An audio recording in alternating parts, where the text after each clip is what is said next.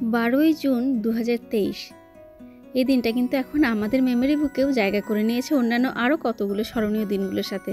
কারণ এই দিনটায় অফিসিয়ালি আমাদের বাড়ির চাবি আমরা হাতে পাই। নিজেদের একটা বাড়ি, তাও সম্পূর্ণ আবার দেশের বাইরে, সত্যি অনেক বড় কিছু একটা প্রাপ্তি। তাও আবার পুরো বাড়িটাই চোখের সামনে ভিত থেকে শুরু করে ছাদ পর্যন্ত তৈরি হতে দেখাটাও কিন্তু ভাগ্যের ব্যাপার। আজকের ব্লগে আমি নিজেও কিন্তু আপনাদের সাথে ঘুরে দেখব কেমন ছিল আমাদের সেই জার্নিটা। তবে তার আগে আমার পরিচয়, আমি অনিন্দিতা, আমেরিকার টেক্সাস থেকে। এই হচ্ছে আমাদের ফিউচার বাড়ি। এখন ধুধু মাঠ, টোটাল 16 কাঠা জমি, তার উপরে হবে বাড়ি। টানা 1 বছর ধরে অনেক পুরনো নতুন বাড়ি দেখতে দেখতে আমরা সন্ধান পেলাম আমাদের এই বর্তমান কমিউনিটি। যদিও মনে অনেকটা দ্বিধা নিয়েই ফাইনালাইজ করি আমাদের প্লট, কারণ 2022-এর ডিসেম্বরে এই জায়গাটি ছিল একেবারে ধুধু মরুভূমির মতন। আশেপাশে তো কোনো বাড়িঘর ছিলই না, অনেক দূরে চোখে পড়ছিল 4টে বাড়ি, সেগুলো ছিল আন্ডার কনস্ট্রাকশন। তুহিন ওর পছন্দ মতো লট, পজিশন, ফেসিং সবই পেয়েছিল, কিন্তু আমার প্রথম থেকে যে দ্বিধাটা কাজ করছিল যে আদৌ কি কোনো দেশীয় প্রতিবেশী পাবো। এরপরে 2023-এর 16ই জানুয়ারি ভূমি পুজো সেরে নিই আমরা। তুহিনই ছিল অবশ্য সেই পুজোর পুরোহিত। প্রচণ্ড হাওয়া আর তার সাথে পোকামাকড়ের উপদ্রব সব কিছু সামলেই কিন্তু পুরো পুজোটা আমরা শেষ করেছিলাম। এখনও স্মরণীয় হয়ে আছে সেটা। And the water will fall from here. And you just go stand up with mommy. Really? এরপরে প্রতিটা সপ্তাহেরই প্রতি উইকেন্ডে আমাদের প্রথম যে কাজটা ছিল সেটা ছিল বাড়ি কত দূর হলো সেটা দেখতে যাওয়া।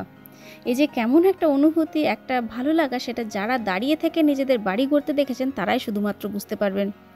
1 সপ্তাহে সিমেন্টের ভিত তৈরি হয়ে গেল, পরের সপ্তাহে গিয়ে দেখি কাঠের কাঠামো পুরো রেডি। প্রতি সপ্তাহে দেখছি নতুন নতুন কিছু পরিবর্তন।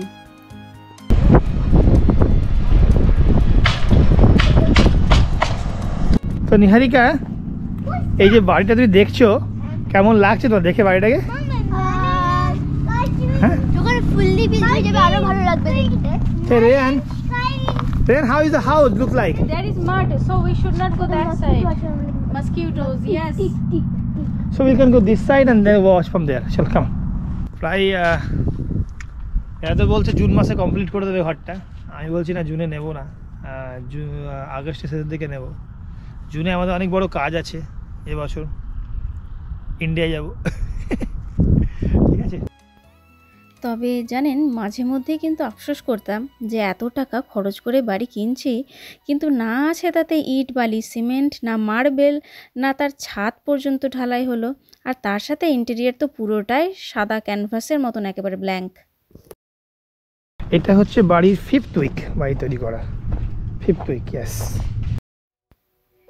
প্রথম দিকে যে কাঠের স্ট্রাকচারগুলো দেখেছিলেন, এরপরে কিন্তু একটার পর একটা আস্তরণ বসতে থাকে তার উপরে। প্রথমেই যে হোয়াইট কালারের শিটটা এখন দেখতে পাচ্ছেন সেটা কিন্তু এক ফোমের একটা লেয়ার। এই গোটা যে কাঠের লম্বা লম্বা স্ট্যান্ডগুলো দেখতে পাচ্ছেন, এগুলোকে এখানে স্টাড বলি আমরা। ওই স্টাডগুলো অ্যাকচুয়ালি বাইরের দিক থেকে একটা ফোম শিটের লেয়ার দিয়ে পুরোটাই আবৃত করা থাকে। আর আমরা এখন যে পোর্শনটা দেখছি সেটা কিন্তু হচ্ছে আমাদের বাড়ির যে গ্যারাজ, সেটাই। এটা হচ্ছে একটা 3 কার গ্যারাজ, এখানে 3টে গাড়ি একসঙ্গে থাকতে পারে।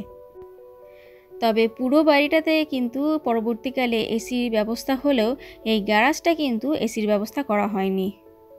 এখানে শুধুমাত্র ওয়াটার সফটনার আর তার সঙ্গে যে ইলেকট্রিক্যাল যে ওয়্যারের যে বক্সগুলো সমস্ত কিন্তু এই গ্যারাজেই ইনস্টল করা হয়। এবার ফোম শিটের সে লেয়ারটার ওপরে কিন্তু এবারে বসেছে ইনসুলেটর। আমাদের আমেরিকান বাড়িগুলো যে পুরোটাই সেন্ট্রালাইজড এসির ব্যবস্থা থাকে সেটা কিন্তু শুধুমাত্র এই ইনসুলেটরগুলোর জন্য। বাড়ির সমস্ত দেওয়াল আর তার সঙ্গে ছাদেও কিন্তু এই ইনসুলেটরের পুরু স্তর দেওয়া আছে।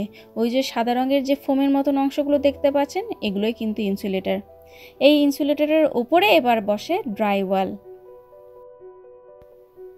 আর ড্রাই ওয়াল জিনিসটা হলো এক ধরনের জিপসাম, কাগজ আর অন্যান্য কিছু অ্যাডিটিভ, যেমন ধরুন মাইকা, ক্লে বা রেজিনের তৈরি কিছু রেক্ট্যাঙ্গুলার পিসেস, যেগুলো কিন্তু ওই ইনসুলেটরের উপরে বসে গোটা ঘরটাকে একটা আর্টিফিশিয়াল দেওয়ালের লুক দেওয়া হয়।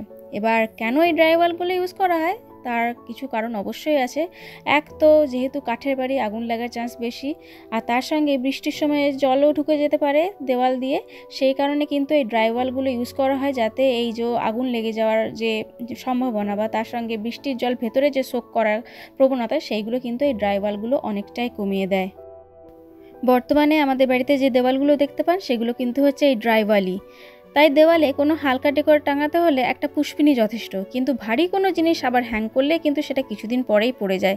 তাই সেগুলো টাঙাতে হলে আমাদেরকে কিন্তু তখন একটা বিশেষ মেশিন, যেটাকে আমরা স্টাড ফাইন্ডার বলি, তার সাহায্যে এই কাঠের স্টাডগুলোকে ডিটেক্ট করতে হয়। তারপরে সেই স্টাডের উপরে আমরা ভারী ভারী ফ্রেমগুলোকে ওই ধরুন পেরেক বা অন্য কোনো কিছুর সাহায্যে হ্যাং করতে পারি। লাগাচ্ছে এগুলো? না না, আমার মনে হয় ইটগুলো করছে কি? হ্যাঁ, ইট লাগাচ্ছে। এই ইটগুলো লাগাবে। আর প্রথমে যে ফোম শিটগুলোর কথা বলেছিলাম, যার উপরে ইনসুলেটর বসেছিল, এবার বাইরের দিকে সেই ফোম শিটগুলোর ওপরে কিন্তু তৈরি হচ্ছে ইটের একটা লেয়ার। ভিত তৈরি হওয়ার পরে এই প্রথম কিন্তু এখন আমরা সিমেন্টের ব্যবহার এখানেই দেখলাম। যদিও আমাদের বাড়ির ক্ষেত্রে শুধুমাত্র একতলার বাইরেরটা ইটের লেয়ার দেওয়া হয়েছে, কিন্তু চাইলে পুরো বাড়িটাই মানে উপরের তলাগুলোতেও কিন্তু বাইরের দিকে ইটের লেয়ার দেওয়া যেতেই পারে। সেক্ষেত্রে অবশ্যই বাড়ির কস্টটা একটু বেড়ে যায়। হ্যাঁ, ইট তো পুরোটা ইট না, ওইদিকে বসিয়ে দিয়েছে ইট। হ্যাঁ, উপরটা শেড, বাইরেটা ইট। All the way down, and then we're gonna put another piece of siding there. This board is all primed right now. It will be painted so to match your colors, but it won't stay that color. That's the siding. এইভাবে জানুয়ারি থেকে শুরু করে মে, এই 5টা মাসেই কিন্তু তৈরি হয়ে গেল গোটা একটা বাড়ি। বাড়ির সাথে সাথে ব্যাকইয়ার্ডে ঘাসও বসলো, 4-5টাতে কাঠের বেড়া পড়লো, আর বাড়ির সামনেটাও কিন্তু বিল্ডারই কিছু গাছপালা লাগিয়ে রেডি করে দিল।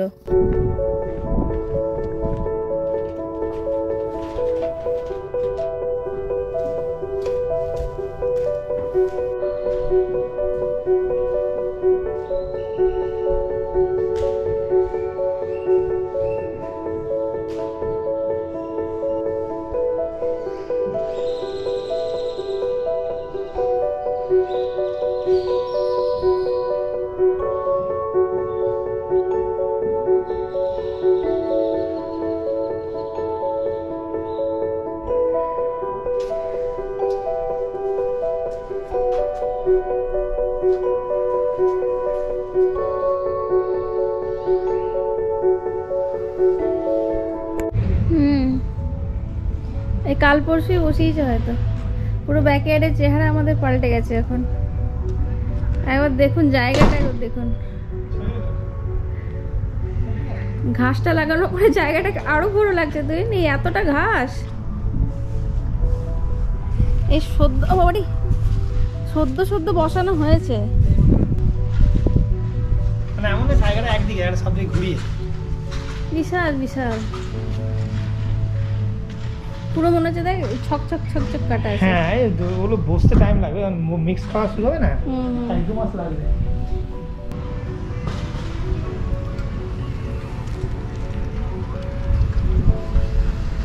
দেখুন চারিদিকটা। আর একটা বাড়ি জায়গা ফাঁকা নেই, সব হয়ে গেল। এই জায়গাটা এখানে হবে, সব হয়ে গেল, হয়ে গেল, পুরো জায়গাটা ভরে গেল। তখন নিয়ে হবে। শুধু এই আমাদের পাশের দুটো খালি বাকি আছে। ওটা ইনভেন্টরি রেখেছে। ওকে। 2023-এর এই 12ই জুনই কিন্তু আমরা বাড়ির যে টাইটেল তারও ওনার হলাম, মানে অফিসিয়ালি কাগজে কলমে বাড়ি এবার থেকে আমাদের হলো। তো যাই হোক, বাড়ির চাবি হাতে পাওয়ার পরপরই আমরা এবার বাড়ি চলে গিয়েছিলাম, মানে ইন্ডিয়ায় গেছিলাম। অগস্টে ফিরে নিজেদের মতন করে ছোট্ট করে একটা গৃহপ্রবেশের পুজোও আমরা সেরে নিয়েছিলাম, আর তারপরে কিন্তু আমরা আমাদের নতুন বাড়িতে চলে আসি।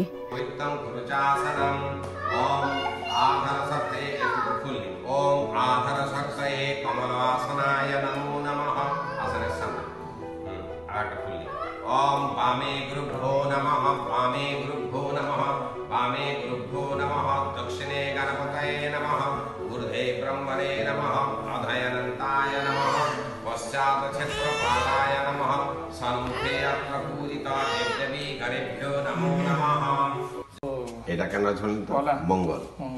আর এইবার বিয়ের মাধ্যমে দেওয়া হয় যার জন্য দুজনের শরীর স্বাস্থ্য সব ঠিকঠাক থাকে এবং পিসফুল লাইফ থাকে, আর কোনো কারণ নেই, কিন্তু এটা বিবাহের মাধ্যমে দেওয়া হয়। আর যার জন্য তিনটা তিলক দিলাম তো, তিনটা কালারের। চন্দন হচ্ছে পিসফুল লাইফ এবং রাহুর প্রোটেকশন, আপনার কুমকুম হচ্ছে মঙ্গল মানে হেলদি লাইফ, আর আপনার হচ্ছে হলুদ হচ্ছে জুপিটার সাকসেসফুল, তাহলে পিসফুল লাইফ।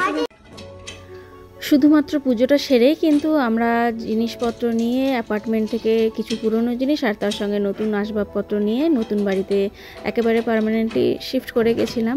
আর এরপরে হাতে একটু সময় নিয়েছিলাম, কারণ 2-1 মাস একটু গোছাতে সময় লেগে গেছিলো আমাদের। একেই তো ইন্ডিয়া থেকে ফেরার যে ধকল সেটা ছিল, তার সঙ্গে নতুন বাড়িকে গুছিয়ে ওঠার একটু ধকল সেটাও ছিল। তাই অক্টোবর মাস নাগাদ এরপরে প্রতিবেশী আর তার সঙ্গে বন্ধুবান্ধবদের নিয়ে ছোট করে একটু গৃহপ্রবেশের খাওয়া দাওয়ার অনুষ্ঠানটা আমরা সেরে নিয়েছিলাম।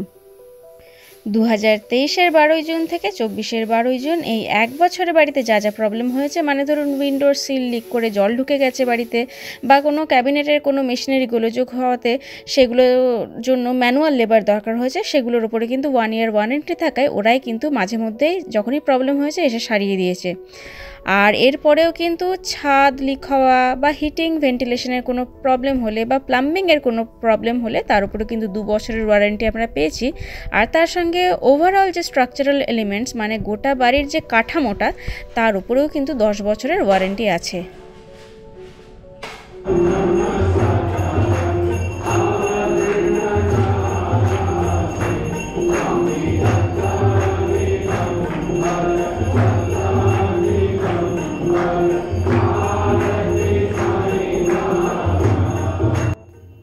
বাড়ির জন্মদিন বলে কথা, আর সেই দিন কি মন্দির না এসে থাকতে পারা যায় বলুন? যার দয়াতেই আজকে হয়তো এই বাড়িটা আমাদের হয়েছে, তাকে এই দিনে মনে না করলে সেটা তো খুব বড় অপরাধ হয়ে যায়। তাই সে কারণে আমরা চলে এসেছি হুস্টনের শ্রী শিরডি জালারাম মন্দিরে, সাই বাবার মন্দির। এখানে প্রত্যেক বৃহস্পতিবারই এখানে খুব বড় করে আরতি অনুষ্ঠান হয়।